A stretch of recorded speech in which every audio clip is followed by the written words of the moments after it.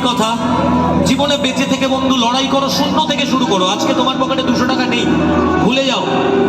লড়াই করো এমন কাজের জন্য যাতে 1 বছর পর তোমার টাকায় 200 লোকের সংসার চলে। লড়াইটা সেটা হোক, লড়াইটা সেটা নয় যে আমার মনের দুঃখ আমার ঘরের ওই দেয়ালের কর্নার, তোর কেউ নেই আর আছে একলা ঘরের কোণ। আমি বলেছিলাম আমার গানে, নতুন গানটায় বলেছি, কিন্তু একলা ঘরের কোণটাকেও নিজের ভালো কাজের জন্য বাস্তবায়ন করো।